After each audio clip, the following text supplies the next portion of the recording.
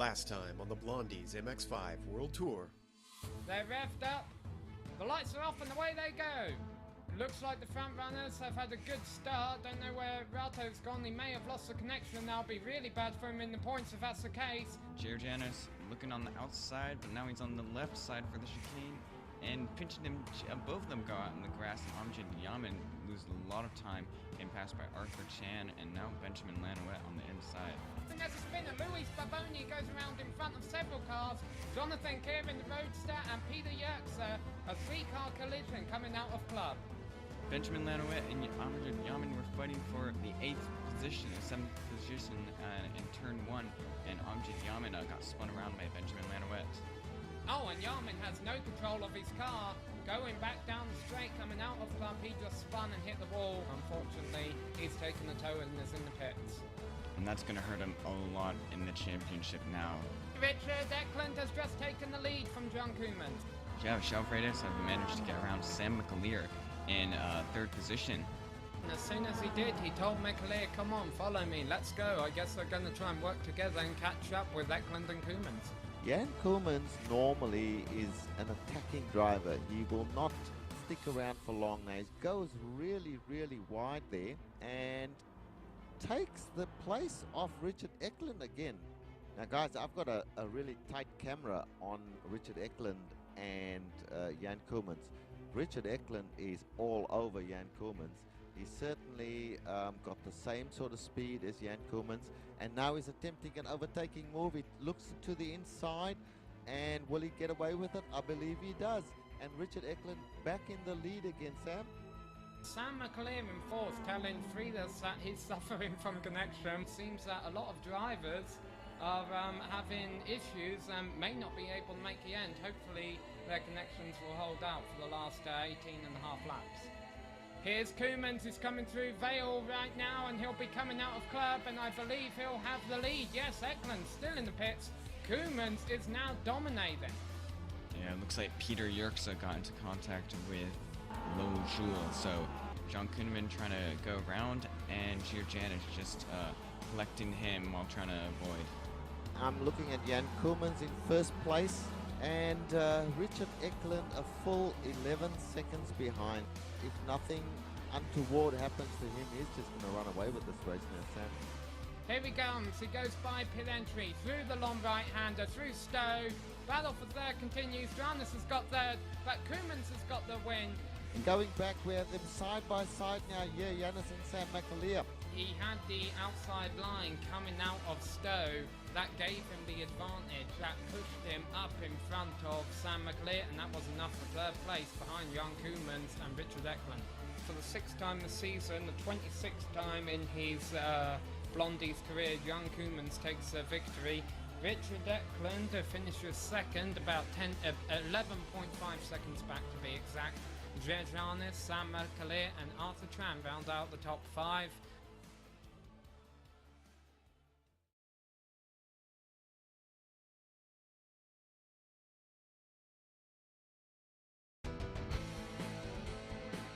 For 4 previous seasons, the field sizes have grown larger. For 4 previous seasons, the competition has grown tougher. For a handful of drivers, the Season 5 championship is there for the taking. For most everyone else, it will be as elusive to grasp as a feather in the breeze.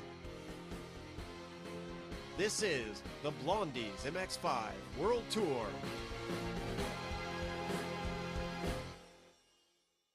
Organized by the Quality Racing Syndicate.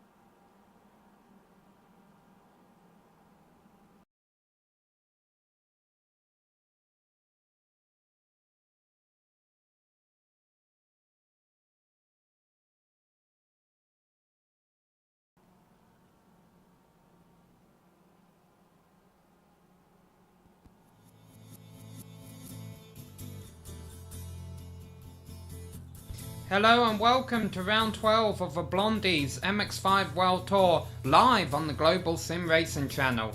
Hi, I'm Samuel Reiman, and alongside me in the booth is Ayrton Ellis. Also alongside me in the booth is Richard Losper, and down in the pits we have Stefan Overgaard, and behind the scenes doing all the button pushing is Giancarlo Lenzi. So here we are, round 12 of 15, only 3 rounds left to go after this race. And so this track, Sebring International Raceway, is going to play a huge role, possibly in the championship, not only who wins it, but also who gets second, third and so on. So let's have a look at the track, because we're going to have to get used to it. They're going to be doing 75 minutes of racing here, one of the 2 endurance events of the season. 27 laps around this 3.7 mile circuit, 17 corners, although some drivers will probably tell you that feels like there's a lot more than that. A very bumpy track, and as you can see, it's one of our 2, I believe, night races of the season. Charlotte Motor Speedway at the beginning of this year was also held under the lights. Anyhow, the field have already started qualifying. They rounded up practice a few minutes ago. Young Koemans was on the top of that board. Another board that Koemans is on the top of is the championship board, so we'll have a look at that in a second. He has 954 points, 140 point lead over second place in the points, Erik Ekholm, the doctor from Dallas, who is 140 points back. Essentially, you can see there, unless Koemans really messes one of these last few races up, he's got the championship, but still pretty close behind that. And who says that Koemans can't mess up? Last time we had an endurance race at Road Atlanta, he was dominating until he tried to go by a lap car and there was an incident. Okay, so while these drivers are trying to navigate their way around the course, we'll have some driver interviews before the race begins, hopefully. Right now, all our drivers are out there on course trying to do qualifying. So let's have a look around the track, driven and narrated by Joe Peak.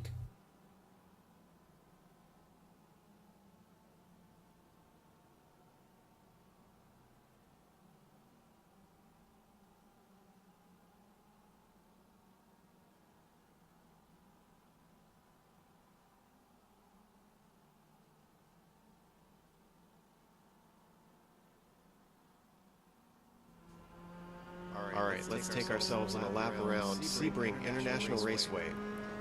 Coming down the front straightaway here, you want to get back to the right side because you got a left-hander, which is turn 1.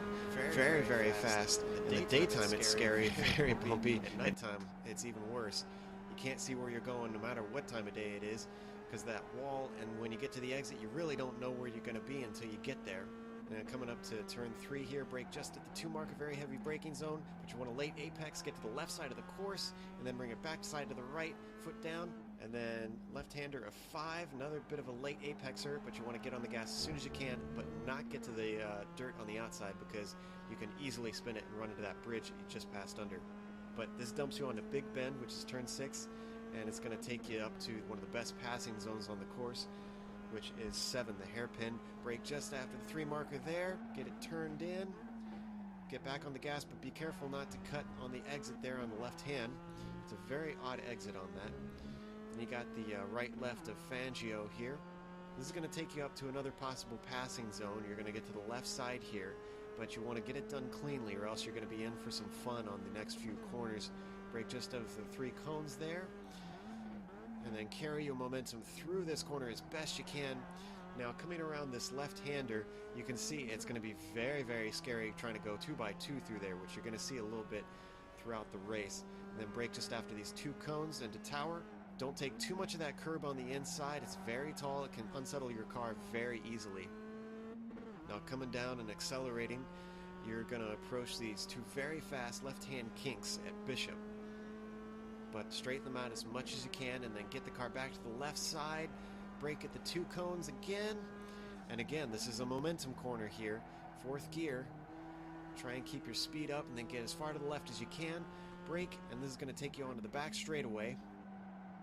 You can see I totally missed the apex there, which is going to sacrifice my speed. Now if you see cars doing that in the race, they're going to be very vulnerable down the straightaway, but it's still not a straightforward proposition trying to execute a pass. You got to be either fully by the car or very far ahead of them, because it's a game of chicken. You're going to see the braking is very light at first here, and it's under a kink, and then a little bit of braking once again as you get the car slowed down around Sunset.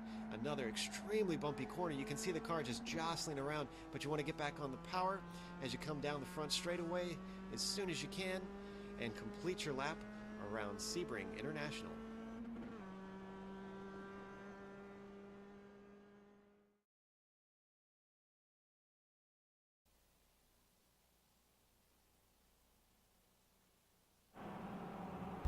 Well, you can just tell just by watching that lap guide how tricky this circuit is. We're already about halfway through qualifying, 8 minutes of the 15 elapsed, and only 11 drivers have been able to put on a clean lap. It seems that a lot of drivers have been struggling even with 2 hours of practice. Stefan Morian off the pace. Joseph Aero looks like he's been having some steering issues, as Sam McAleer been struggling with the darkness of the circuit.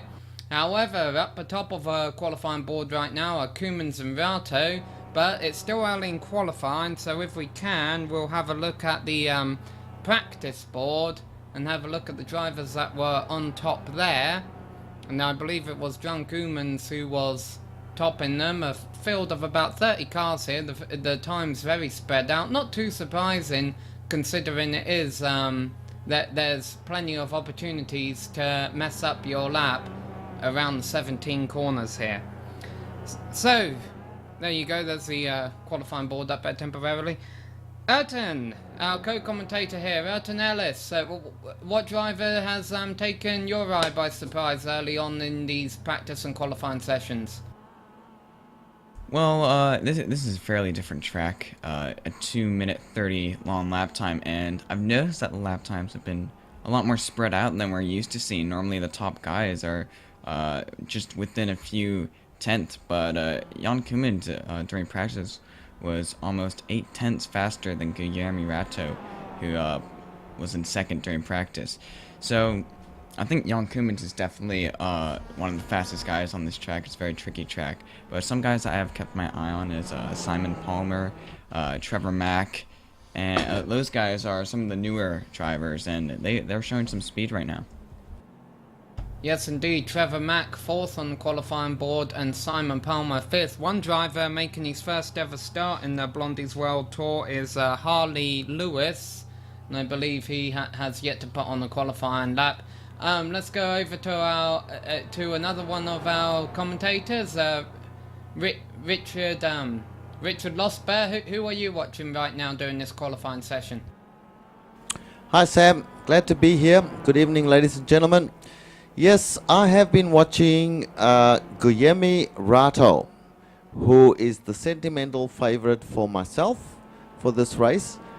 He's currently sitting in 3rd place on the qualifying board, with Richard Ekholm faster than he is, and of course Jan Koemans, no surprise there, is topping the leaderboard in the qualifying as at this point in time.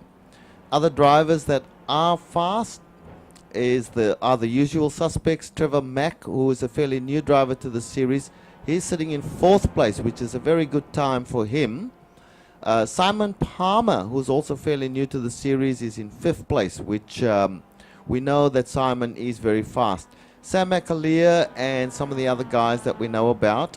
Still surprising, as you said earlier, Sam, that only 19 drivers have posted a lap time in the qualifying session, and there's only a few minutes left in qualifying. So it's going to be an interesting race. As broadcasters, we are going to have a fairly tough time identifying all the cars on the dark portion of the course, but we will do our best. So back to you, Sam.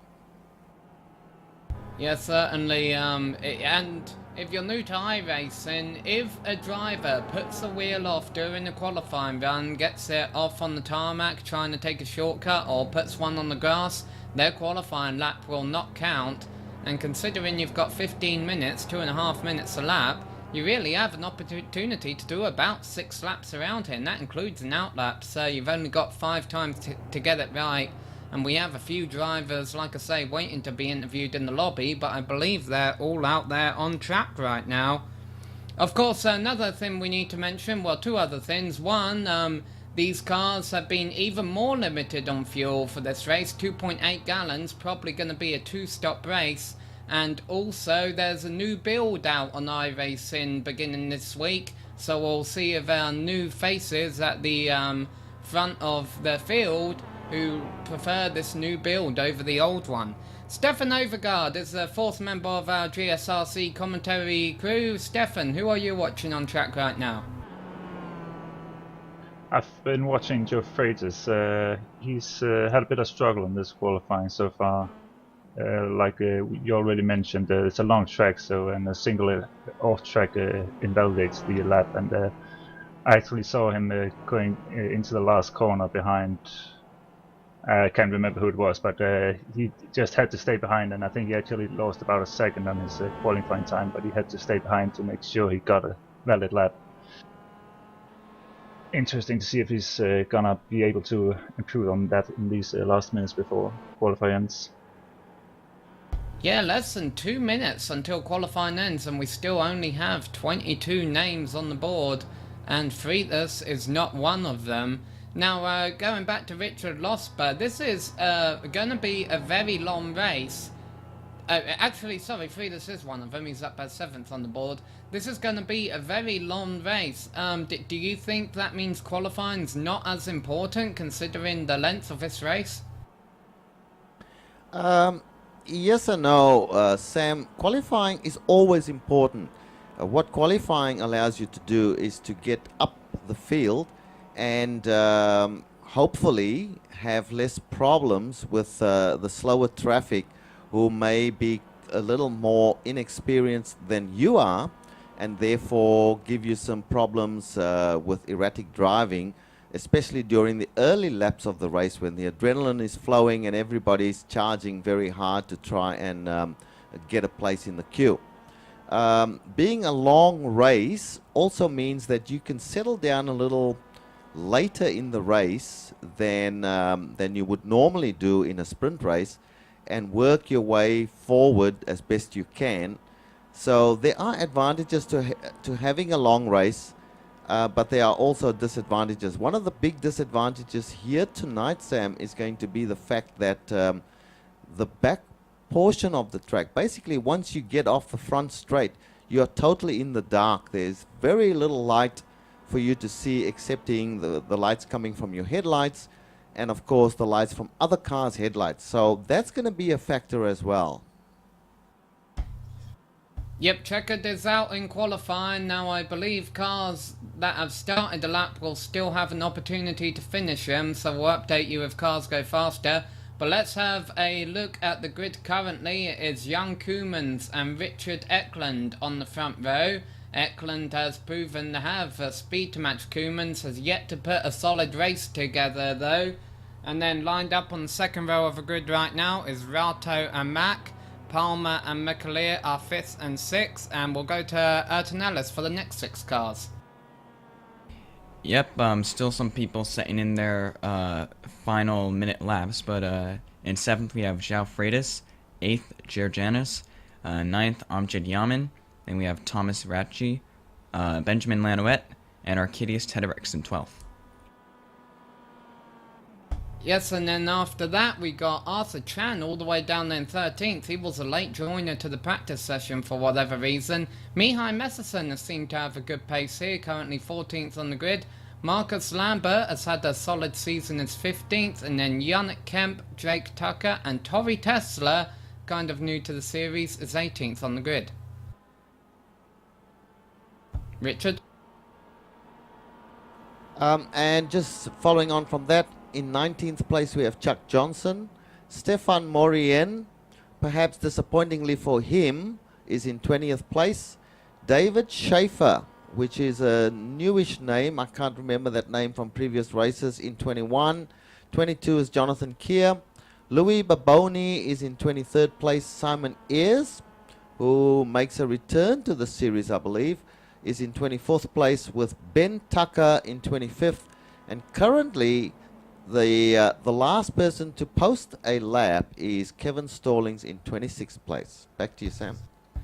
David Schaefer, not necessarily the newest name to the series, Richard, but honestly we don't talk about him a whole lot because he's not often up there in the top 10. However, last week at Silverstone he got a 13th place finish, which was very good for him. Maybe it's a turning point for the 68-year-old Californian this season.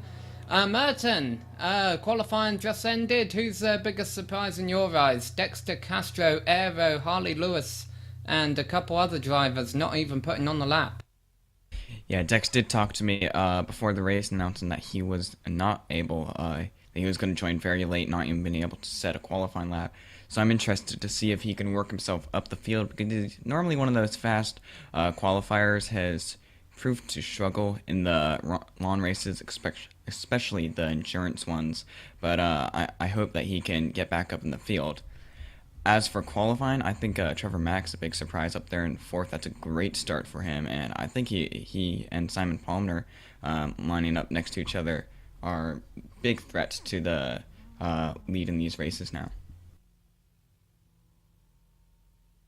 Yes, well, certainly the field beginning to get gridded up for 27 laps here at Sebring under the lights, and it is going to be Jan Koemans and Richard Ekholm leading them away. This is Koemans' 4th consecutive pole, and I can't tell you how many times Ekholm has lined up second, but I'm sure he's going to want one spot more today. Alright, so we're getting ready for the green to come out. And also under the lights, of course, the tyres are going to be a little bit colder, so we'll see if the cars are a bit more prone to oversteer on the first lap. Hopefully we won't see too many incidents on the opening lap, but can't make any promises. Rato starting there in 3rd. The Richard Losper mentioned earlier, he is still looking for his first victory this season, despite having many Blondies wins in former seasons. The lights are getting ready to come on here. The lights are off and away they go. And it's a terrible start by Richard Ekholm. He may get swallowed up. He may fall the 4th before the first turn. This is going to give Koemans a bit of space to build up. Rato coming down on the inside as they enter turn 1 here. Ekholm drives it in deeper. Is he going to be able to hold it on exit? For now he is. So far the top 3 still the same as what they were on the grid.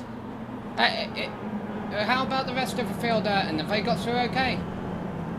Yeah, but it looks like still a lot of too wide action as you see all those lights shooting by with those headlights. Some few people in the grass. Couple of cars off. Luis Baboni and I believe David Schaefer were involved in an incident in the first corner. Go ahead, Ayrton. Yeah, I was just about to mention that one driver really slow on the side of the track, which is, I believe, David Schaefer.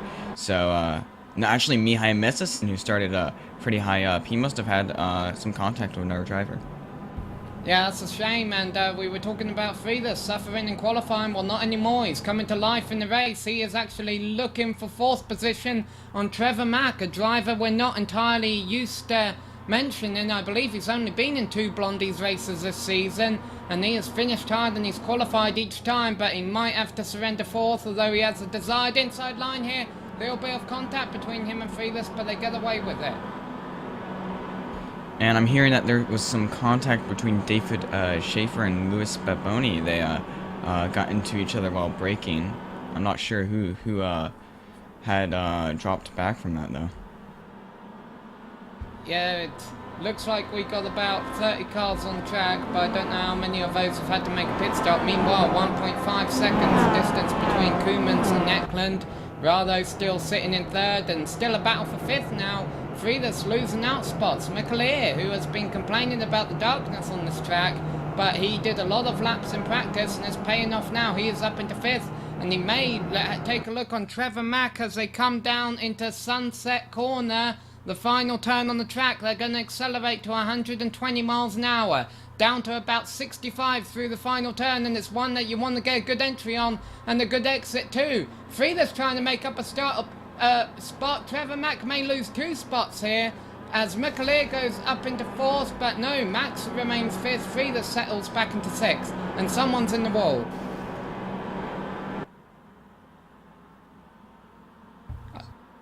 I can tell you Josefero must have had an incident on first lap. Benjamin Lanouette is off for pace, so I don't know if he was in an incident, but I believe Josefero, for whatever reason, is in the pits. He was struggling in practice, so I don't even think handling on that car was even working. To begin with, Sam McAleer putting a couple of wheels off. There's still a three-way battle for fourth between him, Trevor Mack and João Freitas. Yeah, Richard Eklund and Guilherme Rato now single file. Actually, Richard coming into the dirt, coming out of those fast corners, I think turns 4.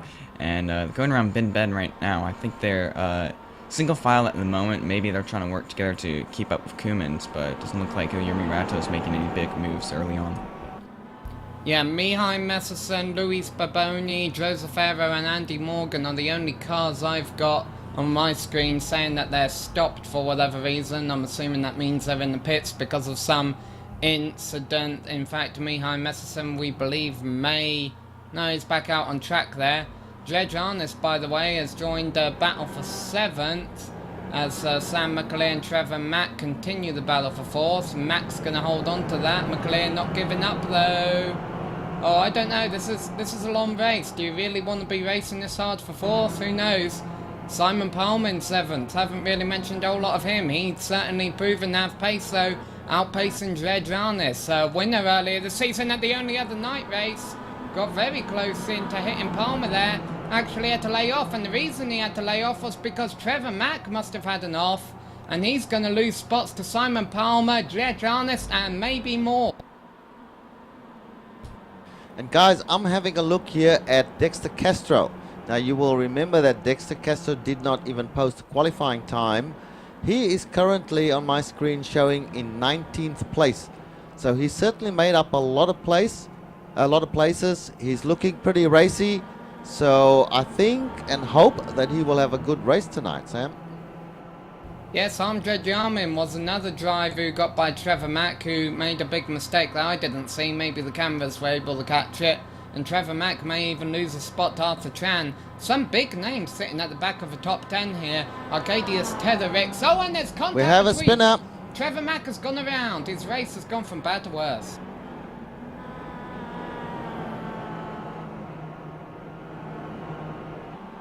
Yeah, I didn't catch what happened there, but Trevor Mack, a lot of damage to that car. Fortunately, I guess it happened in the final turn, so if he can't drive it, he'll be able to come down pit road. We've been told Arcadius Tedderix was off on last lap, and he is down to 26th place. Yeah, I was just looking at that incident with Trevor Mack and Amjad Yamin.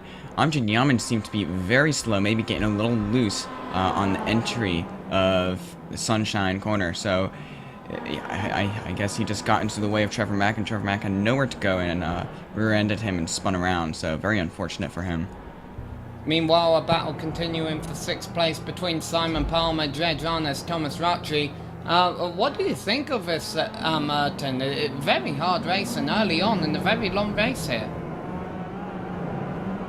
Yeah, I mean, the fastest guys, the top 3 guys, actually, Guilherme Rato managed to get around Richard Eklund. I'm not sure how that happened, but consistency is going to be very important, especially on such a long track like this. And these guys may just be wanting to battle for position before the first pit stops. We didn't get much chance to talk about it, but there's an estimate of 2 pit stops for this race, which makes strategy so much more important than the regular one-stop races. Battle for 8's getting very close between Thomas Rocci and Arthur Chan, actually trading paint down the straight. They were able to get away with it though, and we believe Stefan Morian has been involved in an incident. Richard, who have you been watching? I've been looking at the top 3, and I'm noticing that Jan Koemans at this point in time is over 3.5 seconds ahead of the next place driver, which is Guilherme Rato. He, as Ayrton mentioned, he's managed to get by Richard Eklund. So your top 3 are pretty much, at this point in time, they've got at least 3 seconds on Sam McAleer, who's in 4th place. So it's a time to settle down. It's a time to get your rhythm going and hopefully just work your laps and move your car as close to the top of the leaderboard as possible, Sam.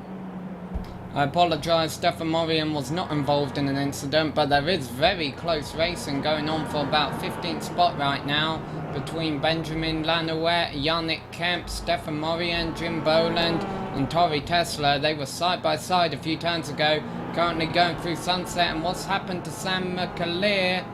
And apparently Arthur Chan has dropped down to 13th place. And Sam McAleer's just complaining about how dark a circuit is. I wouldn't be complaining if I was him. He's running up there in 5th spot as the drivers behind who are having a race side by side who must be hating the darkness right now. Yeah, I was just looking at Sam McAleer. He actually hit the wall coming out of Sunset Corner, so that may hurt him. His suspension hopefully will be able to keep him going in the lead. Arthur Chan got a slowdown penalty earlier, which is why he dropped back really far. Yeah, I'm looking at Arthur as we speak, and Chuck Johnson is challenging him for that place, which is a good battle at the moment. Arthur Chan and Chuck Johnson side by side as they come down towards the, not sure which bend that is. This darkness is very disconcerting, but they've got a good battle going on there, Sam. Lots of good battles going on. Andre Yarmin and Giannis are running side by side, and we talked about how far Yarmin is back in the points still. If Koemans has one bad race, Yarmin's got to be careful and try and get a consistent finish here. So I'm sure he's not very happy running as close as he is to Giannis right now, who wins that little battle. Lambert and Drake Tucker behind are waiting to pounce. And this is all for about 7th position. Yeah, and you're right. A good finish for Amjad Yaman is very important now, not just for trying to catch back up to Koeman, but also to fend off the fast drivers behind him, João Freitas, Guilherme Rato, Arthur Chan, all looking for that 2nd place position in the standings. Well, it's starting to calm down a little bit. They're lap 4, still far away from the first pit stop, and they've all gotten single file, but I'm sure there's some drivers behind who may want to pick off a spot or two. A lot of action, a lot of activity in the early laps. Stefan, has there been anyone down pit road with damage that we haven't mentioned? You've mentioned most of it. I spotted the Arrow. He went into the pits, and could see he's tried to come out again, but it looked like he had controller problems. He wasn't able to keep the car straight, and it didn't look like damage. It was more like he has a problem with this equipment. Yeah, this battle for about 7th position continuing. Giannis and Rachi side by side. Marcus Lambert fell back a bit of them because he actually clipped the wall in Sunset Corner. Rachi is clear of Giannis, but he's going to leave him room on the outside. Now he's not clear. Giannis has a better run. Very close there. The 2 red and black cars colliding, they're both off. And that's going to give... And Marcus Lambert is the big loser out of that. Marcus Lambert is slammed into the wall there. So he's the big loser out of that one, Sam. Yes, multiple cars involved, and the big win out of it is now Yarmin, who is up into 7th place. Just tough racing, and unfortunately, and they've still got 22 laps to make it up, but it's going to be hard to do it with all that damage. And now moving up into 8th place is Arthur Chan. Let's not forget the early endurance race this season at Road Atlanta. Arthur Chan won when everyone else failed. As Arthur Chan just makes a move there on Jake Tucker. Jake Tucker's got the inside line though and takes the place back. Arthur now got the inside line to the next corner and he takes the place from Jake Tucker. Back to you, Sam.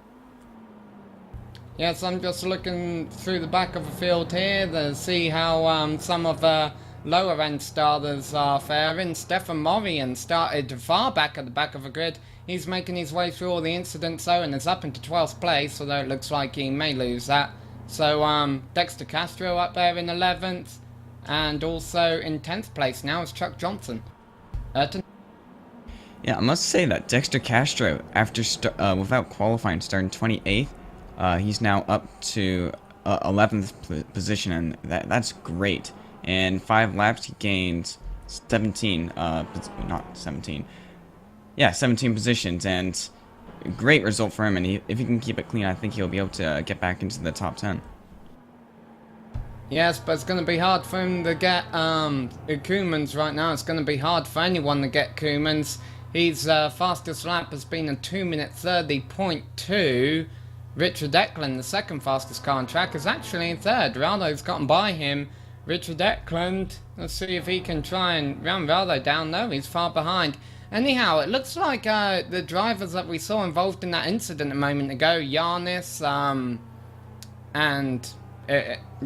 and Lambert and everyone, they were able to continue around the track despite having that damage on their car. I'm sure their handling is suffering though, Ayrton. And they're actually very close to each other. Marcus Lambert's right behind Giannis. I'm not sure where Thomas Ratchie is around the track, but those guys placed around like 13th and 14th position, which is not too bad after having such a crazy incident. Ratchie is right at the end, and he actually had a spun after he crashed, so he seems to have some problems with the steering. And we have a couple of guys coming into the pits here, just trying to see what their numbers are. I know one is Yannick Kemp. He's been sitting in the pits for quite some time. The other driver, I'm not sure who that is. Can you see who that is, Stefan? Yeah, that's Arrow, and just Ratchie's been again at the Sunset Corner, heading into the pits now. Yeah, so these guys are pitting not because it's the pit window is open for them to do a normal pit stop. I believe this is through incidents that they've had on the track, so not the expected pit stops, I'm pretty sure. Sam? Yeah, I've been watching the battle for second. Ekholm has caught up with Rato. A couple car lengths in it right now. Not a whole lot of overtaking opportunities through this back end of the circuit. You either have to wait for the driver to make a mistake or wait for the Sunset Corner, which we're coming up to in a couple of turns. So let's see if Ekholm gets slipstream going down the straight here. I think he's too far back, but if he does a better execution of Sunset Corner, he might be able to make a move on Rato going into turn 1. Yeah, it looks like he's a little too far back for Sunset. He's getting the run though, he's not backing off. Now he backs off. So rather able to go in quicker, but there's plenty of different lines you can take through this corner. Let's see if Ekholm's able to get a better exit. If he can, he might look down the inside of Rato going into the first turn, Ayrton. Yeah, and Yuri Rato actually just sent a message through the racing chat asking, follow me. I think he wants to stay single file so those guys can catch Jean Kuman. Yeah, I think plenty of different drivers have tried that strategy pretty much every race we've got to. Run single file and draft and catch Kumans down, and I don't think it's ever worked. Yeah, something we should also mention is that the pit window is just opened between laps 7 and 11. We should see all the drivers hopping into pits because you'll be able to run about 10 laps on fuel at 11 at the most. So these guys should be thinking about their first stop strategy. The second pit cycle should happen around laps 18 and 22. Yeah. Yes. Anyhow, we're about to run down the top 10 for you. Jean Kumans currently leading by about 5 seconds over Rato. Ekholm close enough to make a move on Rato, but handing back in third for now. João Frieda sits in fourth. Simon Almer now up into 5th place, and Sam McAleer down to 6th, Ayrton. Yep, at 7th we have Amjad Yaman, and then Arthur Chan battling with Jake Tucker for 8th, and then Chuck Johnson in 10th. Dexter Castro, Giannis are 11th and 12th. Marcus Lampert has been able to rebound up to 13th. Stefan Morian and Benjamin Lanouette 14th and 15th. Richard? Yes, and in 16th place we've got Tori Tesla. Jim A. Boland, whom we have not mentioned in this broadcast yet, is in 17th. Jonathan Keir, Trevor Mack, who has had set a pretty fast time, is fairly well down the order at this point in time. He had some problems with incidents. Harley Lewis is in 20th place on the board, and Arcadius Tedricks, who is a past winner of this race, down in 21st place. Yes, I'm watching Benjamin Lanouette right now in 15th. Currently running up on the lead lap. Obviously, it's still early in the race. He has 8 consecutive lead lap finishes, and I believe he was involved in an incident early on. I believe he was that driver that hit the wall in Sunset on about lap 1 or lap 2. So he is actually catching up with the drivers in front of him. We may soon see him passing Stefan and Marcus Lambert, and then Dred Ranes would be the next target after that, up in 12th. Yeah, it should be said that Stefan Marian and Dexter Castro were 2 drivers who started very low down the order. Both of them have done pretty well. Stefan Marian is showing as being 14th place at the moment, and Dexter Castro is in 11th place. So these guys have really done well so far in this race. Ayrton, what do you think? Yeah, both those guys, and also Harley Lewis, he's doing his first race in this series, and what a tough one to start, but he started back in 30th without a qualifying time, but now up to 20th as well. Yeah, Richard Ekholm must have made some kind of mistake last lap, because he has fallen back a little bit of Rato, so top 3 now spread out. Frieda safely in 4th, and Simon Palmer in 5th place. We haven't seen a lot of Simon this season. He is trying to find some stats here. He got 8th place at Okayama, and I believe he finished last season, the 2013 Season 1 iRacing Official Series GT Cup. I believe he was up in top 5 at the end of the points in that in the Miata, so he certainly knows how to get around the track in one of these cars, Ayrton. Yeah, I've raced with Simon. He's a very fast driver, a very clean driver, and very competitive. So it's good to see him up in the top 5 right now, battling with the good names like João Freitas, Sam McLear, Richard Ekholm.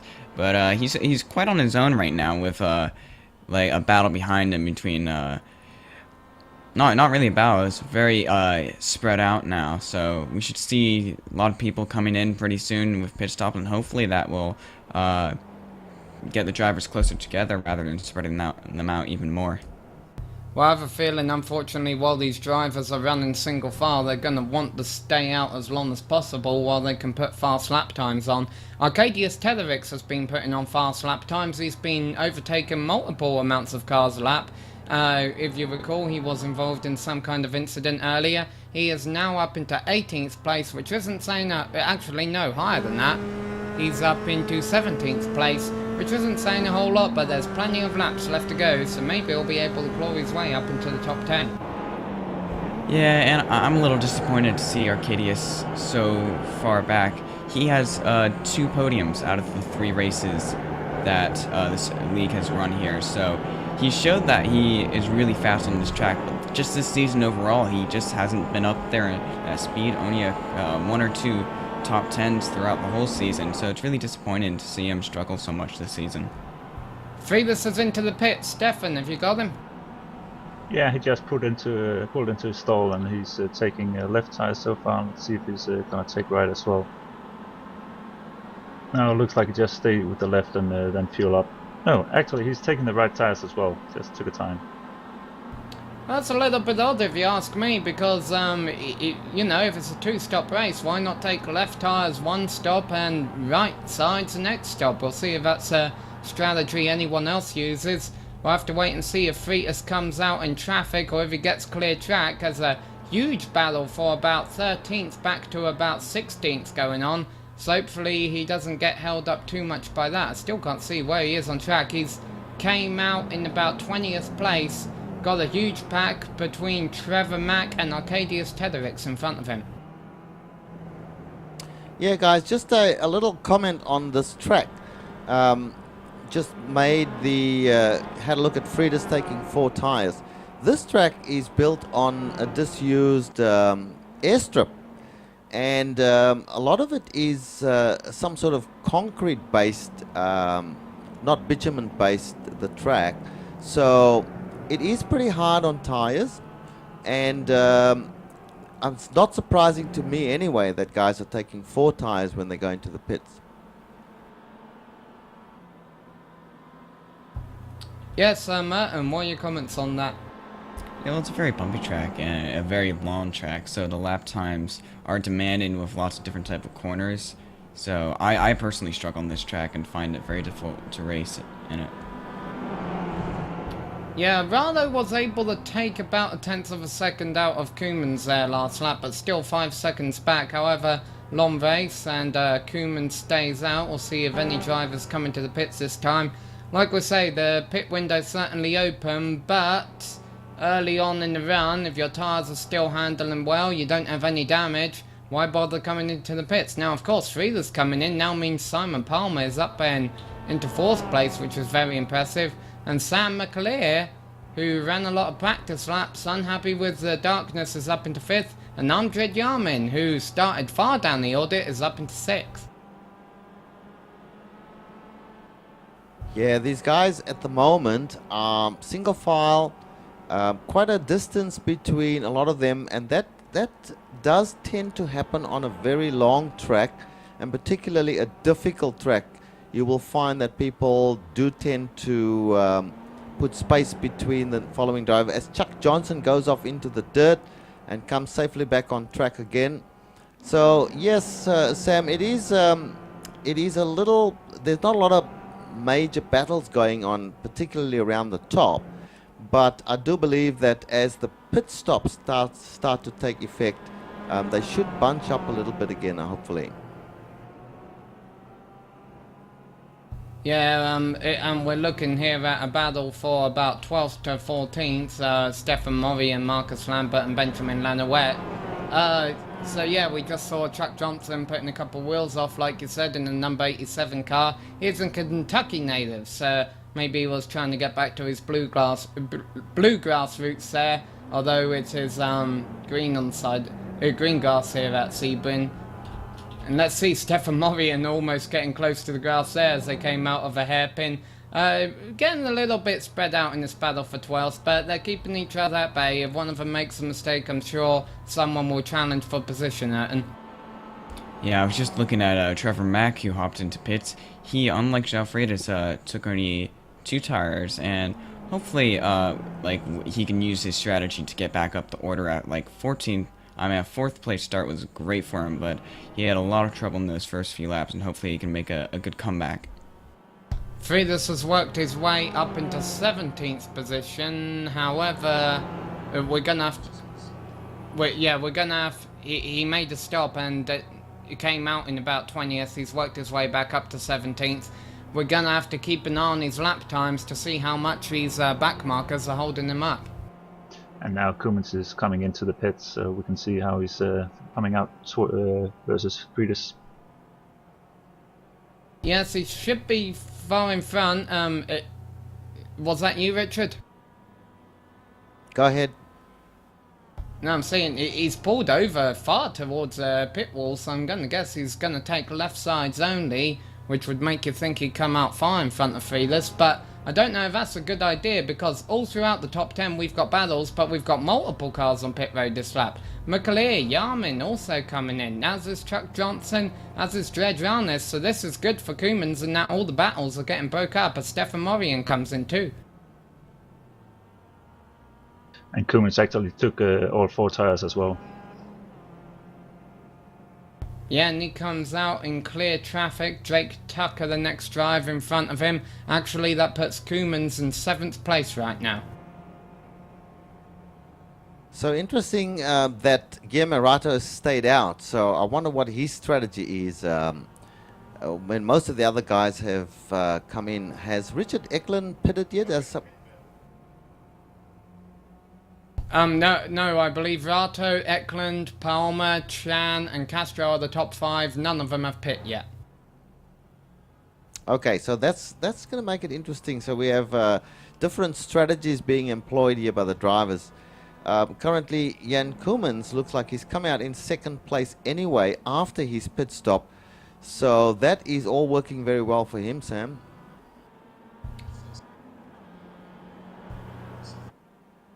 Benjamin Lanouette has had the fastest stop right now, and that has resulted in him coming out in 15th place behind Dredge Arnes and in front of Stefan Morian. And I've noticed Arcadius Tederix has been dropping back a couple spots, so I don't know if he's been off. Thomas Rauchi has retired from the race, as has Yannick Kemp, as have a few other drivers, David Schaefer. Joseph Aero has been in the pits all race, Luis Baboni and Andy Morgan. Anyhow, Rado coming up to the final corner here, so we'll wait to see if he comes down into the pits. Ayrton? Yep, and I think Rato has a good strategy going. Joe, our helpful spotter, actually thinks that he's trying to stay out a little longer. Actually, both him and Richard Ekholm are coming into the pits as we speak. Rado's coming into the pits there. Yeah, I think those guys chose to stay out for another lap to make sure that they stay off traffic. They have free air, and hopefully they'll be able to come out without a huge pack of slower drivers that Jan Koemans has to deal with. Well, it looks like Richard Ekholm has followed Rato into the pits, so the two of them pitting together, and they were running 2 and 3 before the pit stops. In fact, 1 and 2 at the time.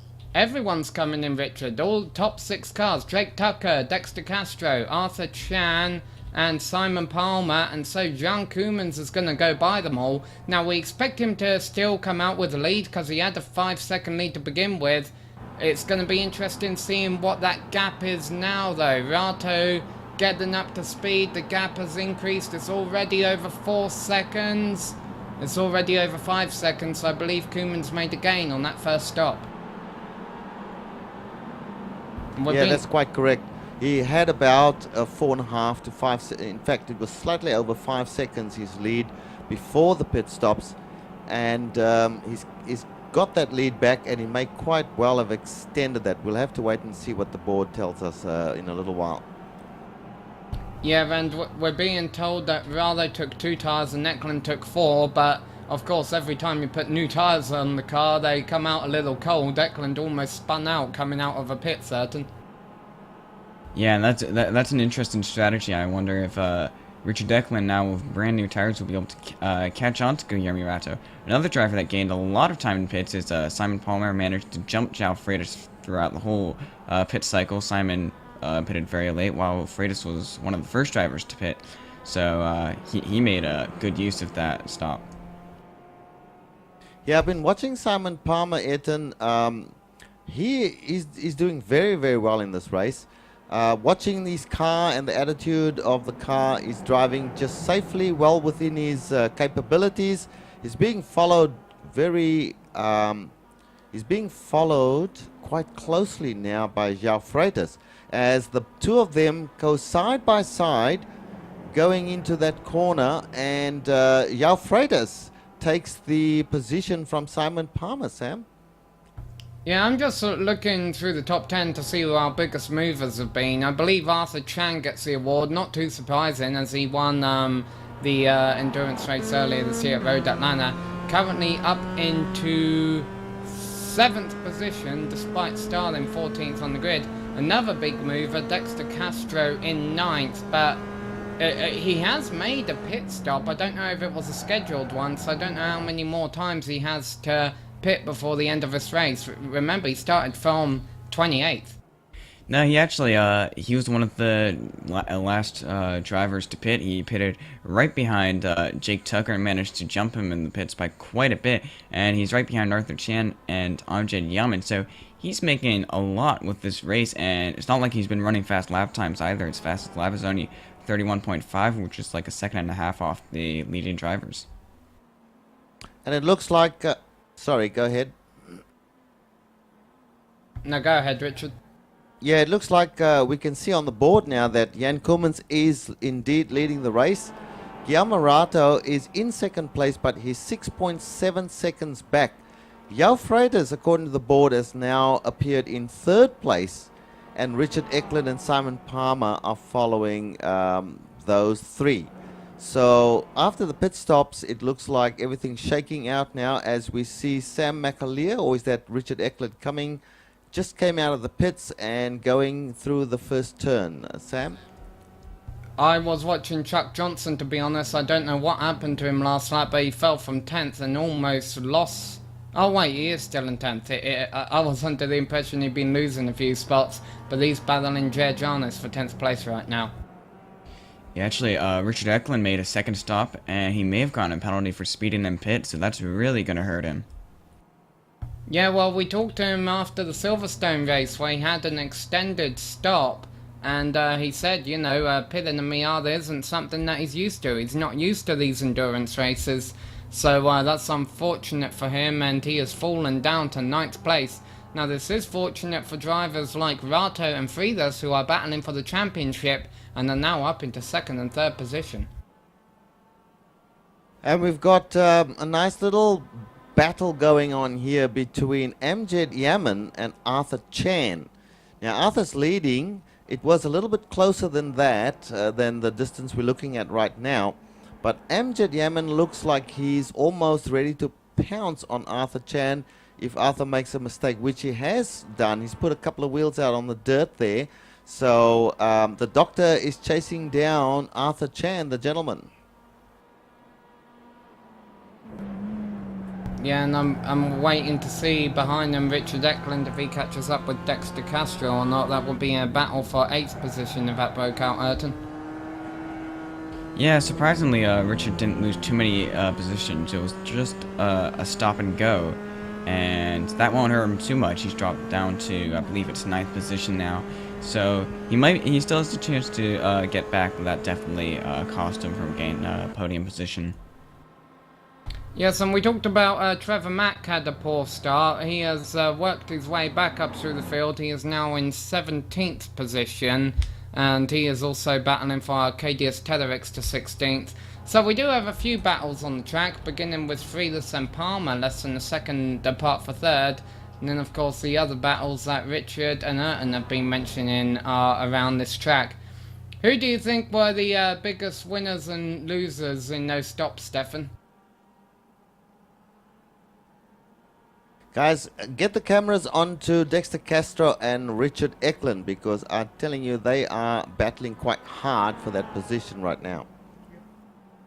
Yeah, they're coming up to the hairpin here after this straight, and Ekholm actually makes a mistake there. Oh, sorry, this is the final turn, and now they go down into Big Bend, turn 6, and then they'll come up into turn 7 hairpin, but Ekholm made a mistake in that earlier twistier part of the track. Now Castro's going to be able to pull away from them. Yeah, they've been battling quite hard since Richard Ekholm came out of the pits. No doubt Richard Ekholm wants to move back further up the field, because he was running as high up as in 2nd place at one stage. But as he looks to, he's really haunting Dexter at this point in time. If I were Dexter, I'd give up that place to him for now, because there's still a lot of minutes to go. As Richard Ekholm goes to the inside and takes the place, and Dexter almost spins the car, manages to catch it, but he's lost quite a bit of time now on Richard Ekholm, Sam. Yeah, and behind this, Dredranus, we saw him have an incident earlier and get quite a bit of damage on that car, but he's rebounded to 11th, and he is looking on Chuck Johnson. He is trying to get back in the top 10. Johnson slides out wide on the little exit of the corner, and they're side by side. Giannis going to have to be careful here. Johnson trying to pinch him to the side, but I believe Giannis is going to have a position. And I'm trying to work out what turn they're coming into here. Like you say, Richard, really dark, so it's hard to tell. But yeah, it looks like going Giannis down the main straight, the Ullman Straight. And they'll be heading down towards Sunset now.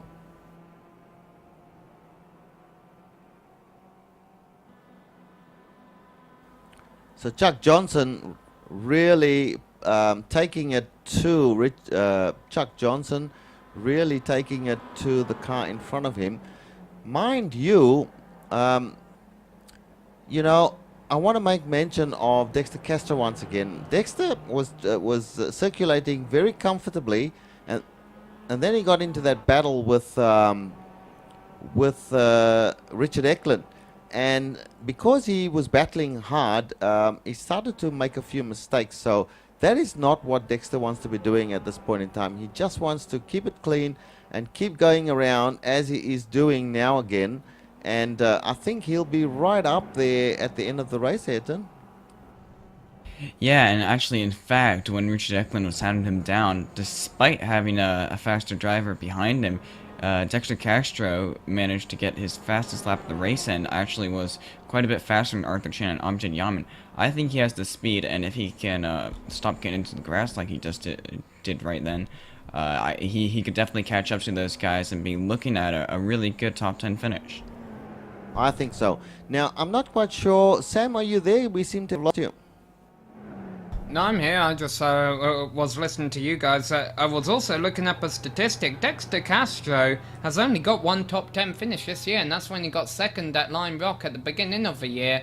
And also there's a collision over in turn 1. I believe Jonathan Keir and our new driver Harley Lewis were involved in an incident.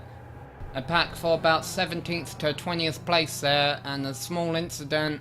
It looks like they've both gotten going again. Jonathan's still in 17th and Harley still in 20th.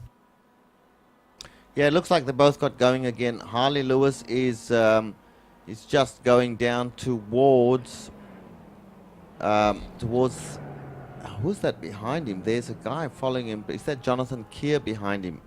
Yeah, they're both going again, so problem solved. Yeah, just some very hard racing. They're already halfway. We'll be coming into the closing 10 laps in about a lap or so. But still, remember, we do have another pit stop for them to make. Now, if some drivers want to pit early, I don't know what the advantage would be to that.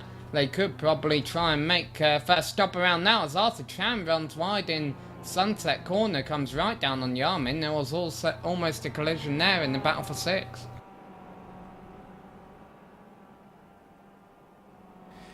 Yeah, I'm just looking down the leaderboard, and a couple of names that are catching my eye here, Sam, is Joseph Aero, who Joseph Aero has raced just about every single race in the Blondies series in all the seasons. He hasn't been showing too well in the last few races. Tom Rathy is another one, these are both two very good drivers, and it's very disappointing, I'm sure, to them as well as to us, to see them now sitting in the pits practically out of the race.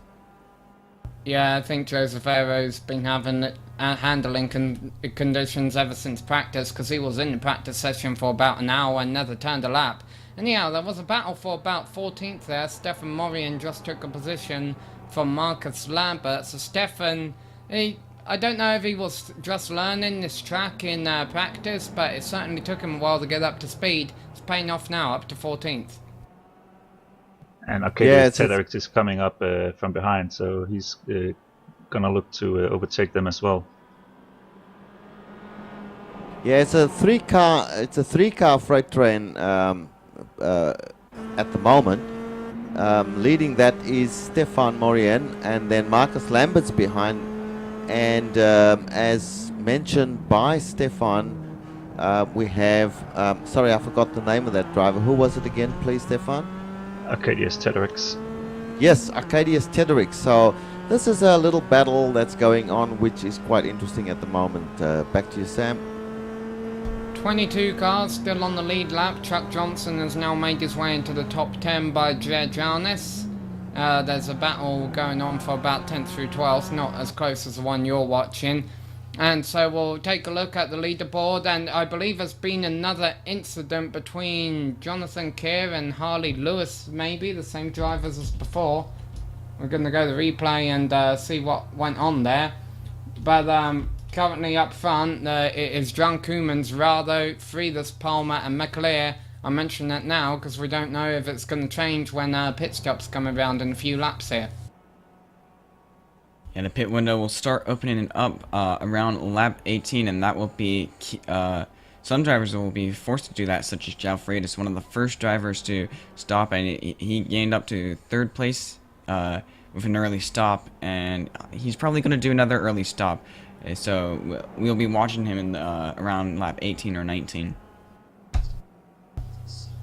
The problem with Richard Eklund having that drive-through, or really the problem with this field being so spread out, He came out of the pits in 9th, but he's only made it up to 8th. Now obviously he's not competing for the championship because he's only been in about 3 races this season, but I'm sure he'd like a win. Unfortunately for Richard, that's not going to happen today. 3 races left after this one to see if he can get a win. Also to see if Rado can get a win. But currently with Rado in 2nd, only 7.5 seconds back of Koemans, may not be out of the question for today.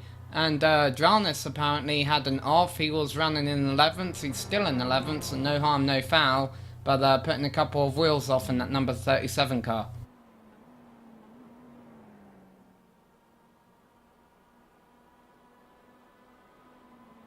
Yeah, well, you know, I'm looking at Jan Koemans, and he is just doing it fairly easily at the moment, Sam. And Ayrton, Guillermo is pushing from behind, but he's 8 seconds behind.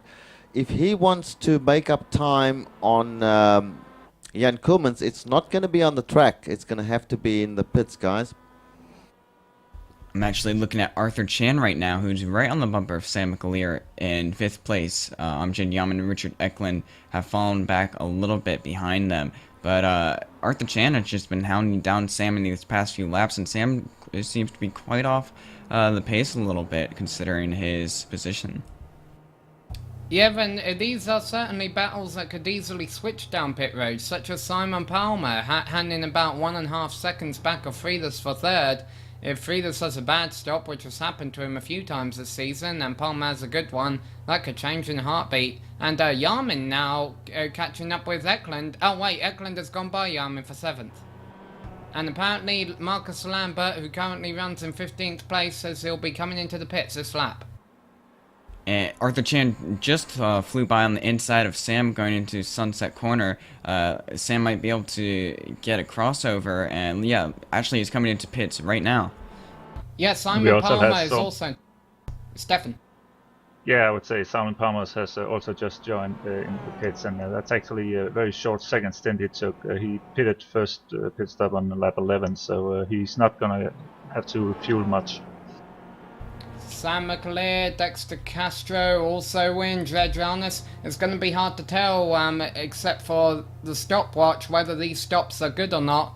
Well, we're going to have to wait for the next round of cars to come down pit road and see where they all come out in relation to each other. How are the stops looking, Stefan? Palmer only took the left tires, and he's rolling again. He took a 20-second pit stop. Yeah. Giannis.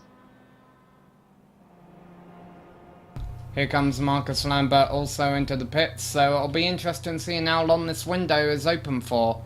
Ayrton.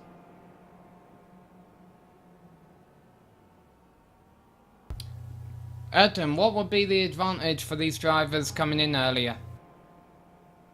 Well, you can run about 10 laps, so I think some guys are just going in early to make sure that they don't mess up their fuel load. I know some people, this makes it very easy to be exact. You just take your full tank and off you go, so no drivers have to make any adjustments while driving, which makes it very easy. Yes, and John Koeman's currently coming up into the final corner, Sunset Curve, in a couple of seconds, so we'll see if he comes into the pits. And trying to see, our first pitter was Simon Palmer. He has rejoined in 10th place, so he does have a bit of traffic in front of him. He's got 3 seconds of clean air until he comes up to Benjamin Lanouette. And I can tell you that Joseph Aero just retired from the race. Never really got a chance to turn the wheel, unfortunately. Koeman stays out for another lap, but we're sure he'll stay out in front. Rado stays out. Now, Frieders, it'll be interesting seeing if he comes down, because he was in the battle with Simon Palmer for 3rd. He was leading at the time, but if he has a bad stop, maybe Palmer will rejoin in 3rd place. But he stays out. Go ahead, Richard. Yep, and at the moment, guys, watching Benjamin Lanouette seems to be cutting a fairly lonely figure at the moment, just traveling along there by himself. It's fairly processional at the moment when we've got Jan Koemans out in the lead by 7.5 seconds now. So it seems that this is not the most exciting race we have seen to date, guys.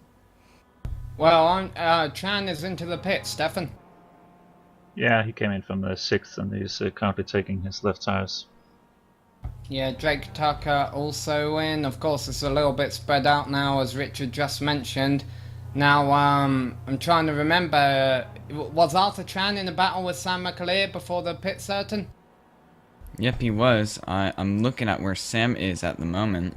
Sam actually just went across the start-finish line, and Arthur's going into turn 1 right now, so a very good pass through the pit cycle instead of on track.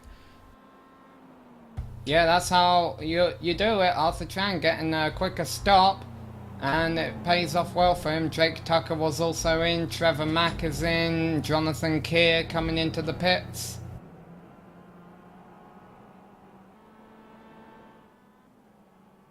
And apparently we got a battle shaping up between Arcadius Tedevix and Stefan Morian on track.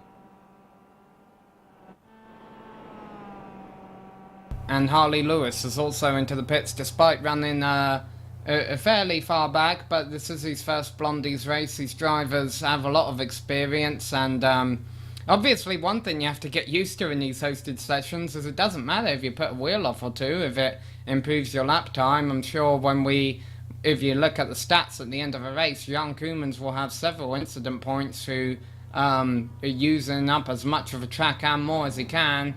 Currently staying out, and 8 laps left to go as he crosses the line, and he's still got to make another stop. But Rato's coming in. Yep, Rato's coming in. Let's see. I'm looking to see if Jeff Freitas will be coming in as well. Also, Richard Ekman and Amjad Yaman have yet to make their stops. Yeah, Freitas coming through Sunset Corner right now, and he is coming into the pits. So, like we say, Freitas was 3rd before the cycle began. He's coming in from 3rd. He'll come out, obviously, a bit farther back, but that's okay. The cars in front of him will have to pit. The driver we're going to be keeping our eye on is Simon Palmer. And let's try and see if we can find him. He is still far back on the straight, so Freitas has time. Hopefully he'll have a fast stop. I'm trying to look at Simon Palmer's pit time. It was 22 seconds. Rato had a very quick stop apparently. Yamin has also been into the pits. Freitas is away, and I believe this is a much quicker stop than Palmer. So unfortunately Simon may have to settle for 4th today, because Freitas is coming out of the pits and Simon Palmer is far behind.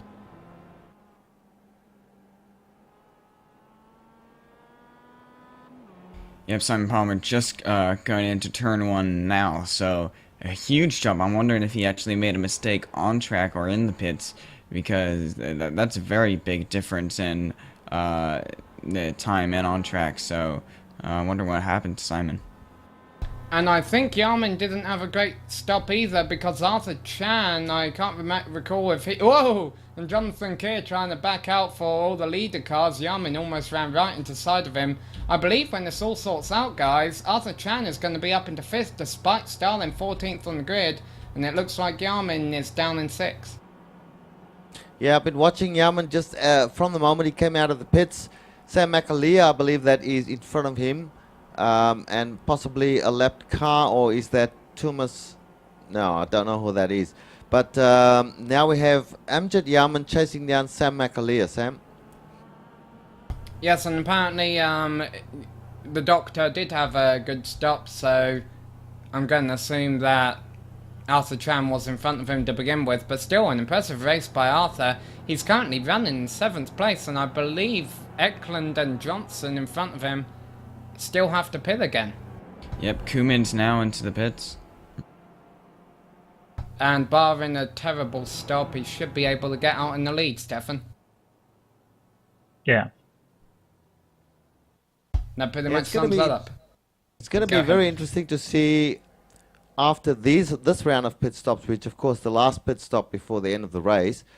We've got 53 minutes elapsed at the moment in this race, so something like 17 minutes, 17 and 5, about 22 minutes to go in the race still.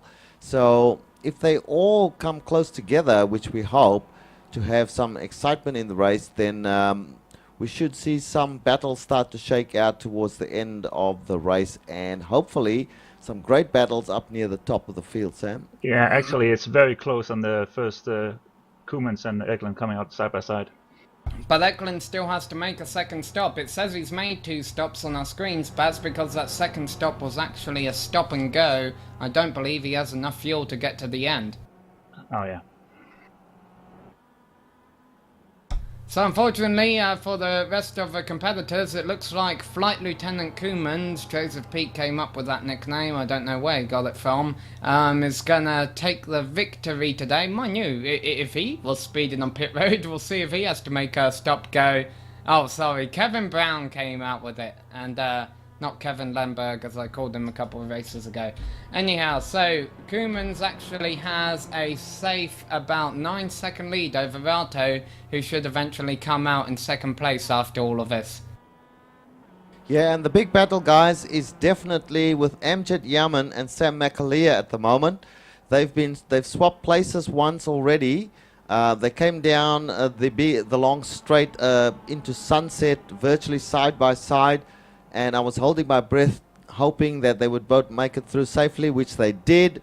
And at the moment, we have Sam McAleer about a car length or so behind MWTS, and they are certainly battling it out for the position. Chuck Johnson currently having super fuel in his car, running in 4th place, but he needs to pit again, as does Ekholm in 2nd. I'm watching Arthur Chan actually in 7th place right now, but he should eventually come out in 5th once all the stops are done. He may be able to grab 4th position from Simon Palmer before the end of the race. Yeah, Richard Ekholm actually right behind Jan Koemans in the lead. He has not made his second stop, but I'm sure he's getting some good draft from Jan Koemans and will be able to hopefully jump over Arthur Chan through the pit cycle after running a lot of really fast laps in the past few laps.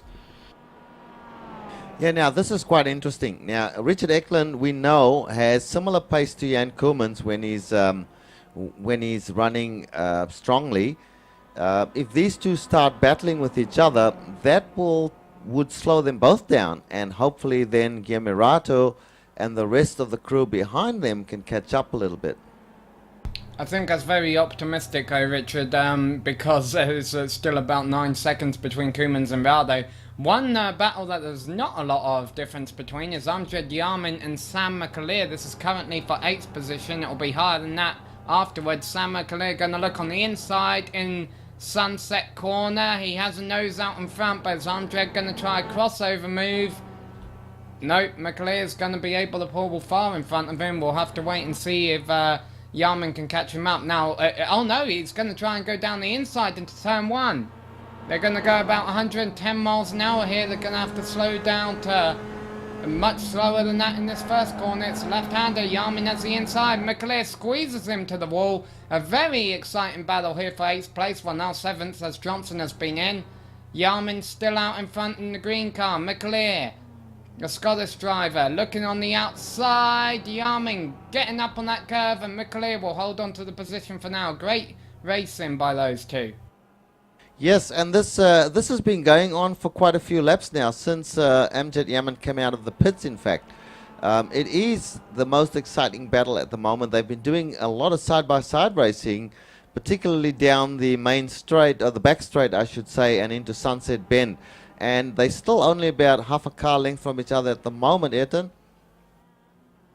Yeah, also Dexter Castro managed to get by Jared Janis in 10th place, and those guys are just a few seconds off the guys in front of him, Arthur Chan, MWTS. I must give kudos to Sam for holding off MWTS on the outside for 2 whole corners. Now MWTS looking on the inside, and looks like Sam is very good at running on the outside of corners, and he's definitely going to be difficult to pass for MWTS. Richard Ekholm has gone by Koemans. Obviously this isn't a huge deal because Ekholm has to pit again, but Richard Ekholm is now leading the race, which is surprising because he had fallen back a bit, so I'm wondering if Koemans made a mistake. Has he got slowed down penalty? He's losing a lot of time, it looks like. I doubt it very much, Sam. As Richard Ekholm enters the pits now, I believe that Jan Koolmans knew exactly what he was doing in the fact that Richard Ekholm still had to pit. There was no point in him racing, knowing that once Richard Ekholm goes into the pits, he'd have his position, first place position back again, Sam. I believe there's word that Koolmans did have a slowdown penalty, and now let's make this understandable for our newer viewers. A slowdown penalty to Jan Koolmans means go the same speed as everyone else. Guillermo Rato actually gained 2 seconds that last lap, going from 10 seconds to 8 seconds. Before the pit stop window, Guillermo Rato was 7 seconds behind Jan Koolmans and actually running about the same lap times. So if Jan tends to make more mistakes in these last 5 or so laps, Guillermo Rato has a chance of catching him and possibly passing him. And Now, Ekholm Richard will Ekholm rejoin- has just come out of the pits, and he's come out, I believe, in front of Simon Palmer. So that would put him in 4th place, I believe, Sam. Yes, it does. What an impressive comeback by Richard. What did you have to say about that, Stefan? I was just going to say the same as Richard, who just come up ahead of Simon Palmer. And now we've got to wonder, Richard has proven to be the second fastest car on the track all day. He is currently 8 seconds back of Felix. I don't quite think he'll be able to get third. But still, considering he had a stop-go penalty and I think that was it. I don't think he's been in any other incident today. A 4th place is definitely something, you know, a pat on the back for Richard there today. And this battle between Amjad Yaman and Sam McAleer is still going on. Amjad Yaman has fallen a little farther back, about 2 car lengths behind, but they're very close in speed. Yeah, I almost wonder whether he's gonna try and set him up for a final lap pass. And Yeah, I'm looking at the gap back to Dexter Castro, who's following them.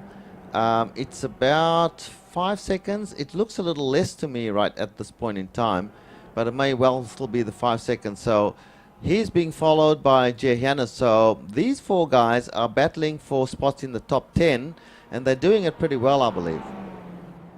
Yeah, battle for 12th place right now between Drake Tucker and Benjamin Lanowet. Something else we're gonna have to look out for.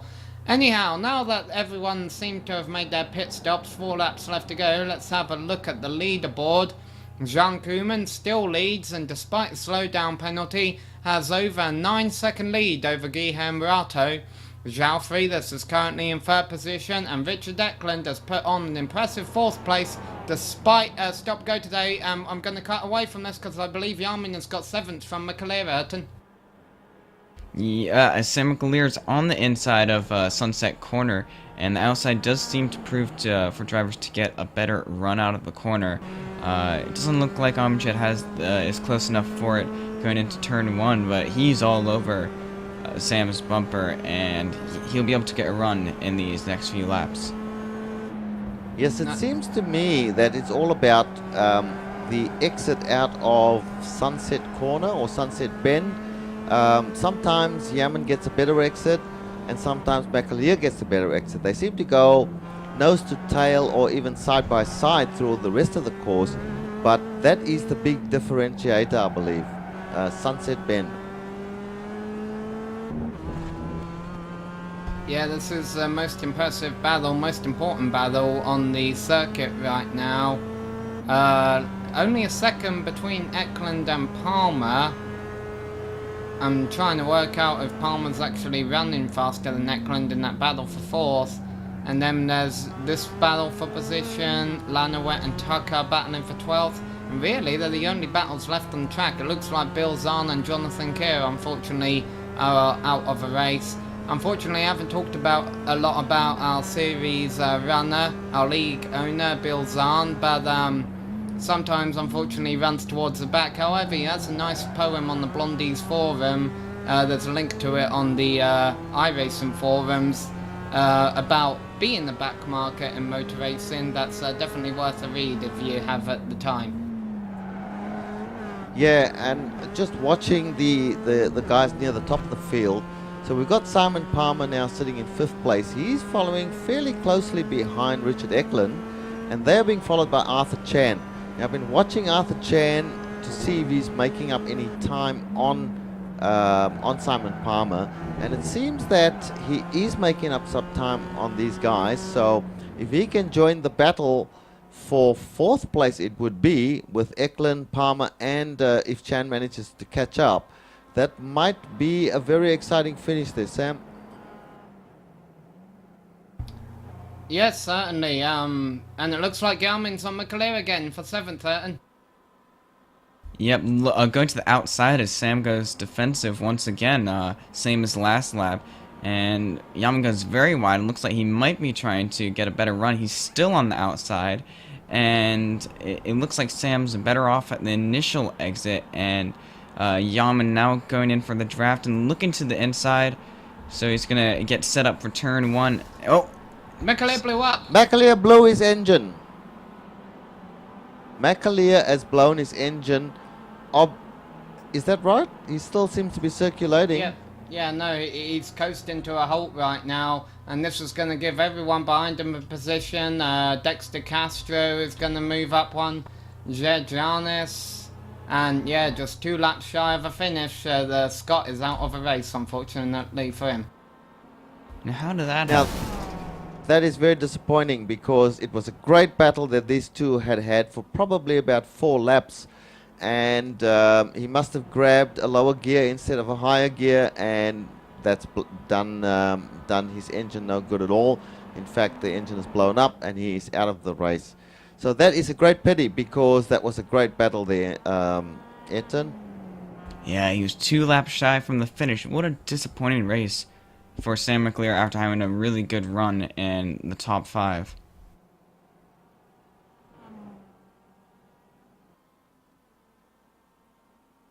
Meanwhile, I've been watching John Koeman's currently putting all 4 wheels off on the grass. However, he has plenty of time to back off and stay in front of Rado.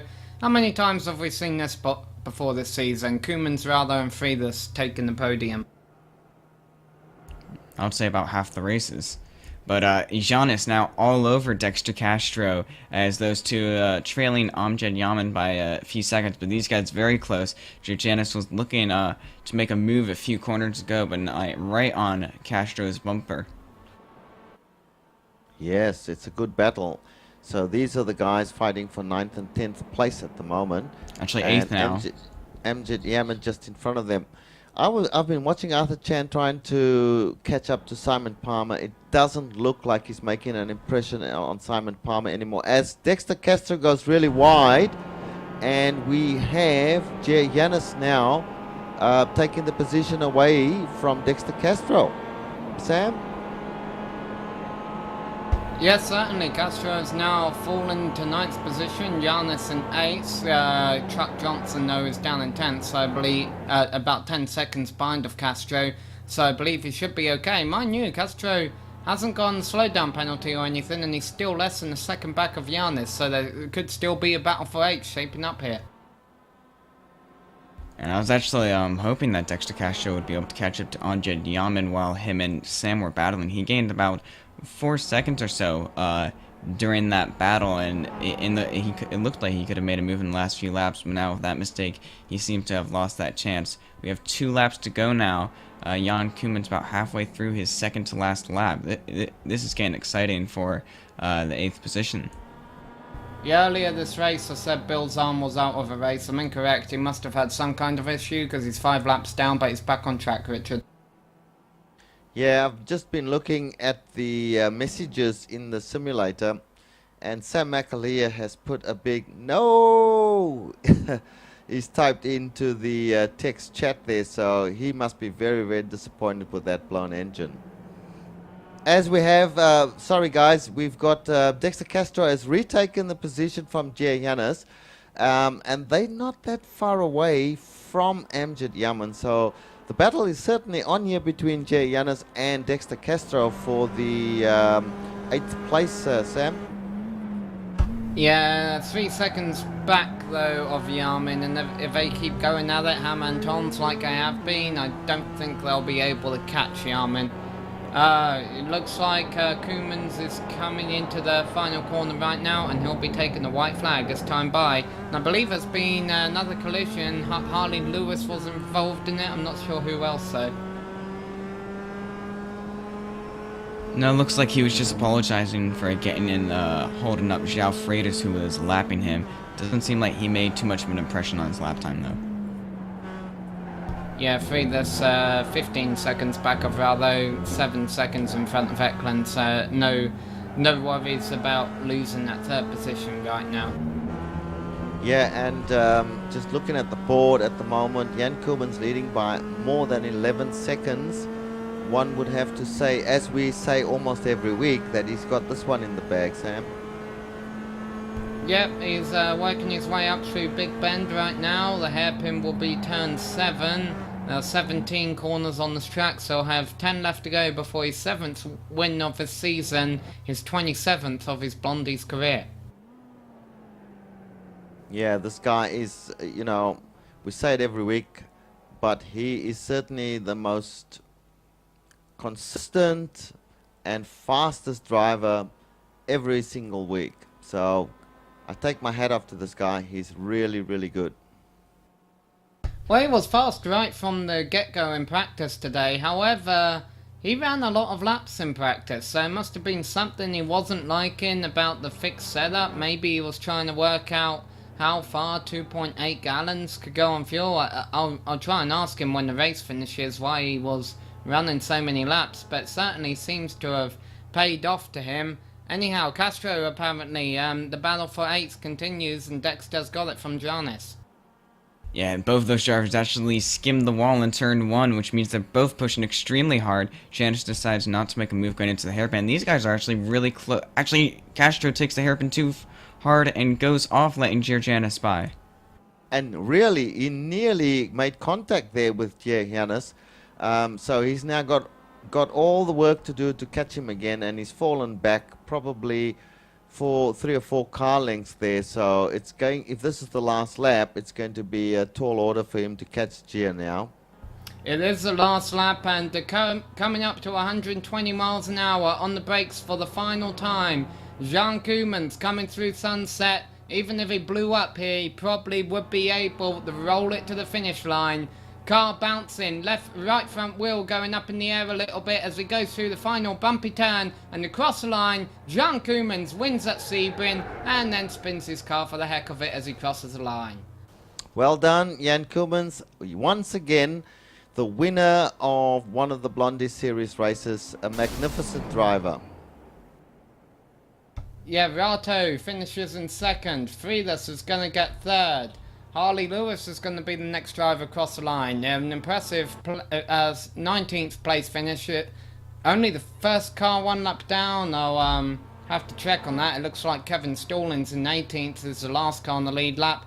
Richard Ekholm, 4th place. Very nice finish from him. I'm sure he would have wanted more. Simon Palmer going to come across the line in 5th. And how's the battle for 8th looking?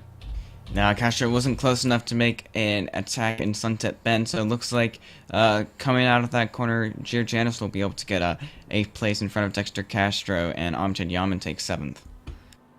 Arthur Chan gets 6th place despite starting 14th, Richard. That's correct. I was going to say the same thing, that Arthur Chan picked up a handy 6th place there. Very good race for Arthur. Amjad Yaman with a 7th place, which keeps him in the hunt for, we have to say now, that 2nd place in the championship, because it's all over bar the shouting for the winner of the championship this season, Sam.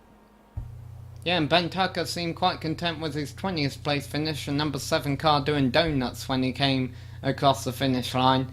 Anyhow, we'll have a look at the finishing order in a little bit. Some cars still coming across. Let's see the finishing order up right now. I'm checking it to make sure it's accurate. It is, awesome. So you see Koeman and Rato, Freitas, Ekholm and Palmer, your top 5, followed by Arthur Chan, Amjad Yaman, Janis, Dexter Castro, and Chuck Johnson in the top 10, Ayrton.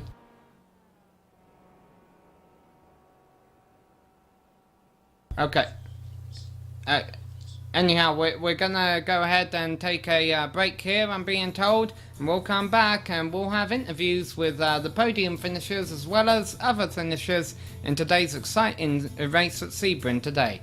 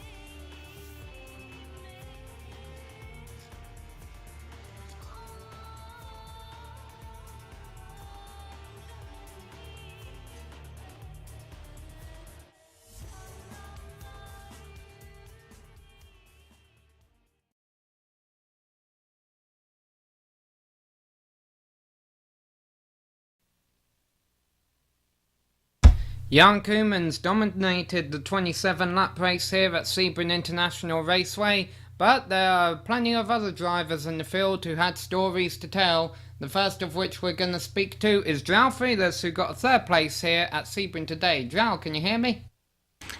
Yes, I can. You started 6th, you got up to 3rd. How would you rate this race amongst the others you've had this season? Yeah, that was a 5 out of 10, probably. It could have gone worse and it could have got better, but I was, because of that bad qualifying, I couldn't do much better.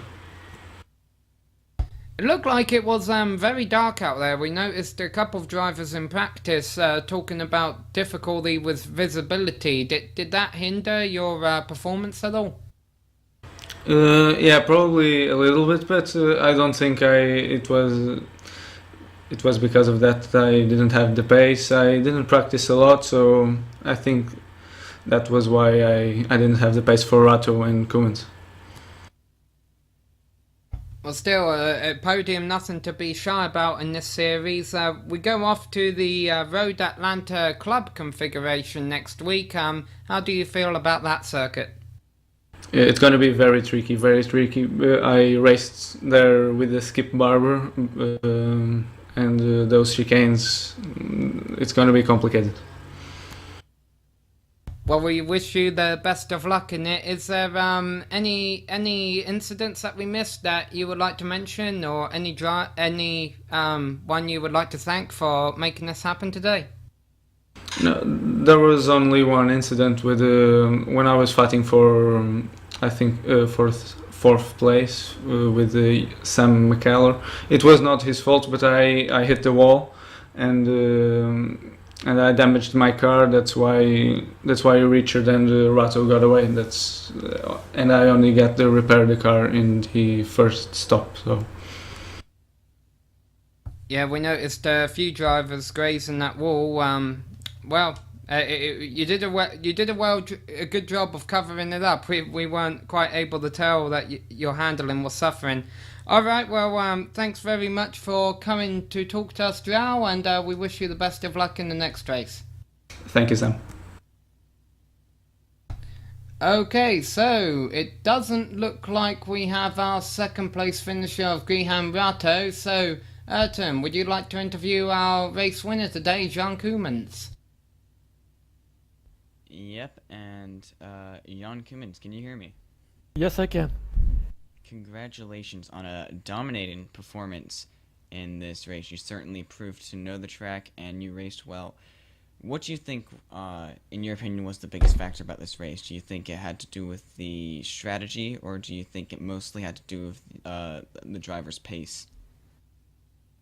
That's a good question. I think very important was that I tried to get rid of the draft of the guys behind me on the first lap. So from the start I was doing qualifying laps, which was working okay. But then I think Richard had a spin or an accident in the final turn, and that gave me a cushion. And from there on I was just trying to go as fast as I could, but usually after a pit stop I wrecked my tires pretty quickly because I was doing quali laps for fun, I guess. So then my tires were pretty shot and it was difficult to keep a good pace, especially with Guillermo Rato. His race pace was very strong, was very consistent, so he definitely kept me honest today. Well, your consistency was still very well compared to the other drivers. Guillermo and Richard seemed to be the only drivers who could run consistent 1 minute 30s, and you guys were running that for the majority of the race. Do you think, like, this track is obviously very difficult as shown by the lap times, but what do you think was the most difficult part for a lot of the other drivers? Do you think it had to do with the darkness of the track? Maybe, yeah, but the darkness is actually more difficult when you're racing close together, because the headlights are kind of distracting behind you and in front of you. So when you're driving all by yourself, it's not actually that difficult. I mean, I'm sitting in a pretty dark room with my brightness turned up, and I don't have too much of a problem actually watching the track. Well, a great job, and this is your 7th win of the season. Do you think you have this championship locked up, or do you think you're still at risk of making mistakes? Well, there's always a risk to make mistakes, obviously. I try not to, but at the same time, I'm not somebody who takes it easy. I'm driving against myself as much as against everybody else. I like setting fast lap times, and so of course there's always a chance for a mistake, but the gap is pretty big anyway.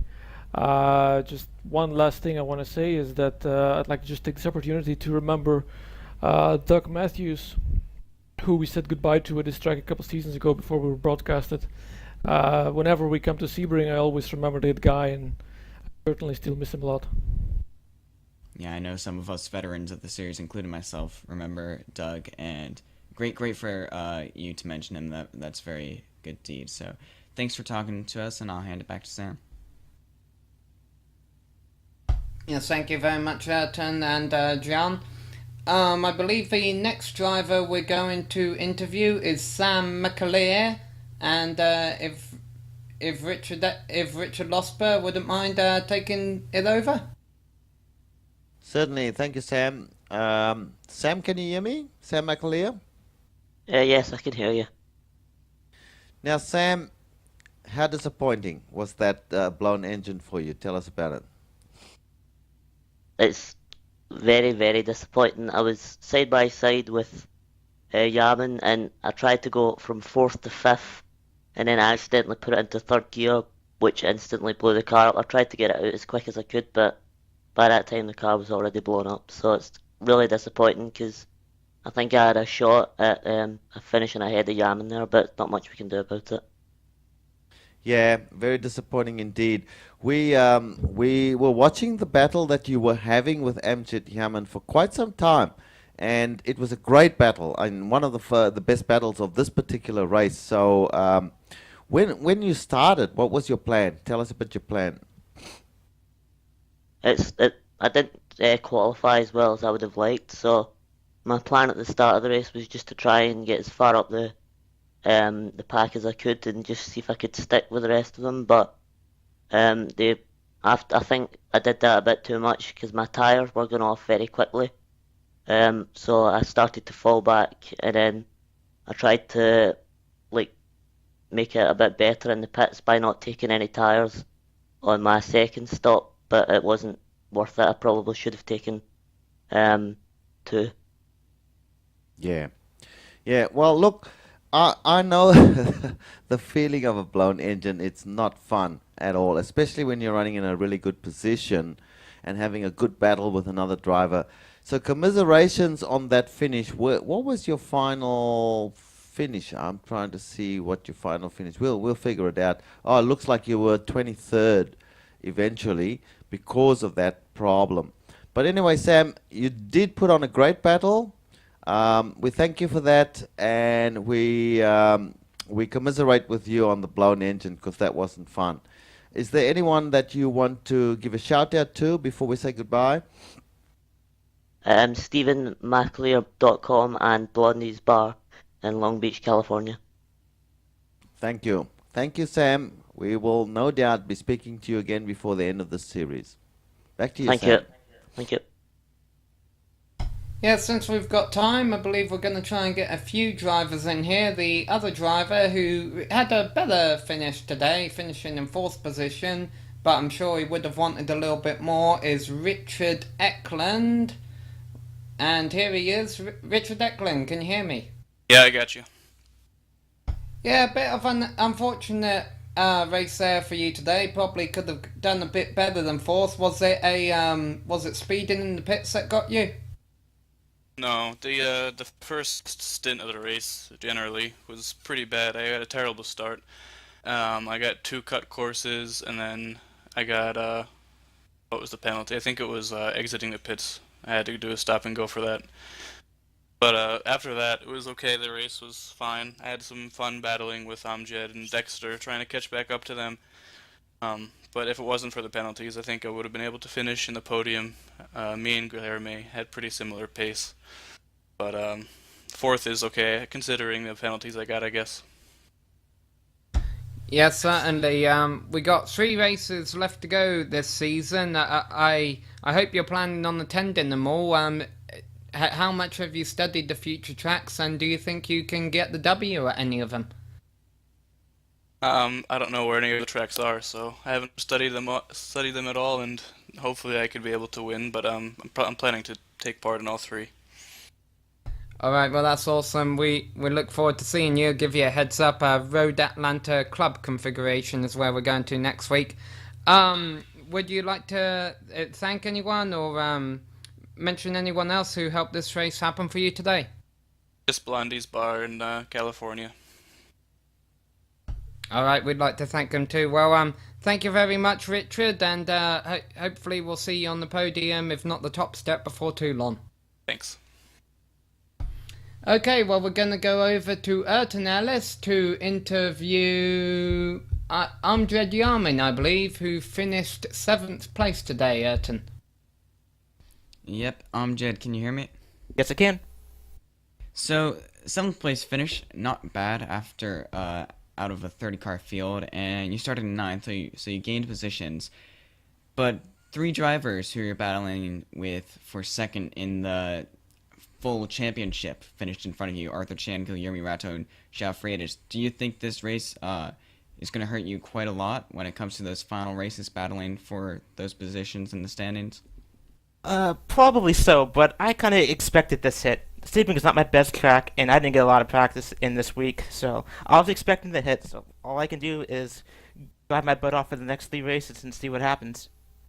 Yeah, so with Jan Koeman's pretty much out of sight for the championship, you're going to be battling hard to fight with these guys who normally actually finish ahead of you when they get their strategy right. Yeah, as you said, I'm not looking for the top of the leaderboard now. I'm focusing on Rookie of the Season, trying to beat Joao. And we all know he's faster than me, so I just have to keep my consistency, do my thing, and we'll see what happens. Well, yeah, a good clean race for you. You didn't have any big incidents with anyone. I actually did, hang on. I actually did. On the second lap, I slipped out of gear, and Trevor Mack ran in the back of me, so sorry, Mac. Sorry, Trevor. All my fault. Right, I forgot about that. I was wondering what was happening in that incident. A shame because Trevor didn't manage to get a very good comeback after starting a blistering 4th place position. So, anyone that you want to thank or give a shout out to? Yes, thanks to Blondies, thanks to Child Play. Definitely good guys. Thank you. Okay, well, thanks for talking to us. So, I'll hand it back to Sam now.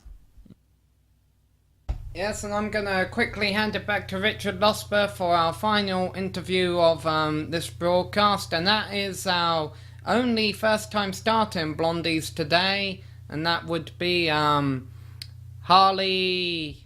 I forget his last name. Harley Lewis, who finished 19th place in his debut. Richard, would you like to take it over? Sure. Harley, can you hear me? Yes, I got you.